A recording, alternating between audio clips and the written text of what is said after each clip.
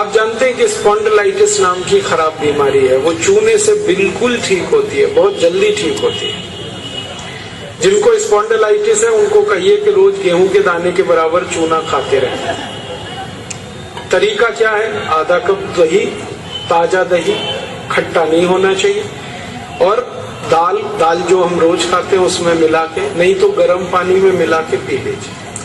ये चूना बहुत अच्छी दवा है हमारे घर के उन सब बच्चों के लिए जिनकी लंबाई नहीं बढ़ रही है।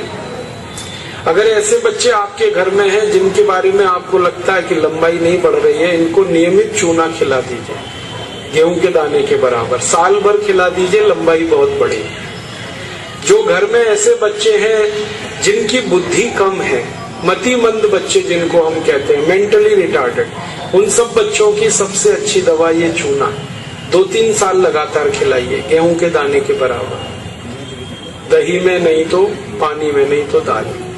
हमारे घर में माताएं हैं जिनकी उम्र 50 वर्ष हो गई है, और जिन माताओं की उम्र 50 वर्ष हो जाती है उनका मासिक धर्म बंद होता है, मासिक चक्र बंद होता है। फिर वो माताओं को जितनी तकलीफें होती हैं मासिक चक्र बंद होने से, उनकी सबसे अच्छी दवा ये चूना ही है। आप उनको कहिए रोज चूना खाएं, गेहूं के दाने के बराबर। हमारी यहाँ बहुत सारी बहनें बैठी हैं, इस बात को ध्यान से सुने। घर में हमारी सभी बहनें और माताएं जो मासिक धर्म की समस्या से परेशान हैं, उनका मासिक धर्म समय से नहीं आता है तो बहुत खून आता है, या उसमें कई बार समय बहुत लगता है, इन सब मासिक धर्म की बीमारियों में दर्द बहुत होता है। आप चूना खाइए, गेहूं के दाने के बराबर, दही में, नहीं तो दाल में, नहीं तो गर्म पानी में। ये जो चूना है ना, ये बहुत अद्भुत दवा है उन सभी मरीजों के लिए जिनको पीलिया होता रहता है, अक्सर जॉन्डिस। जिनको भी जॉन्डिस होता है उनको आप गन्ने के रस में गेहूं के दाने के बराबर चूना मिला के दीजिए। आधा गिलास गन्ने का रस, गेहूं के दाने के बराबर चूना, बहुत जल्दी पीलिया ठीक होगा और बार बार पीलिया होना बंद होगा। ये जो चूना है ना, ये नपुंसकता की बहुत अच्छी दवा है। अगर कोई पुरुष ऐसा है जिसके वीर्य में शुक्राणुओं की संख्या एकदम नील है या बिल्कुल कम है, उनको आप चूना खिलाइए। 2-3 साल चूना दीजिए उनको गन्ने के रस में, वीर्य में शुक्राणुओं की संख्या बढ़ेगी। ऐसी कई माताएं जिनके शरीर में अंडे नहीं बनते, ओव्यूलेशन का उनका गड़बड़ी है, उनको आप चूना खिलाइए, बहुत जल्दी उनकी बीमारी ठीक हो।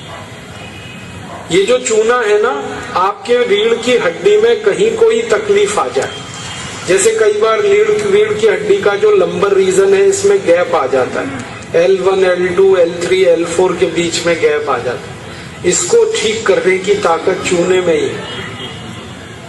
चूना खाइए। कभी हड्डी क्रैक हो जाए तो हड्डी को जोड़ने की सबसे ज्यादा ताकत चूने में, चूना खाइए। एड़ी की दर्द है, पैर की एड़ी का दर्द है, चूना खाइए, ठीक होगा। पंजों में दर्द है, चूना खाइए, ठीक होगा। आपके दांत में अक्सर ठंडा गर्म पानी लगता है तो आप चूना खा लीजिए, बिल्कुल ठीक हो जाए। दांत में कीड़े बहुत लगते हैं, चूना खाइए, नहीं लगेंगे। दांत हिलते हैं, कमजोर हैं, चूना खाइए, मजबूत हो जाए। ये एक चूना 70 बीमारियों में काम आता है, 70।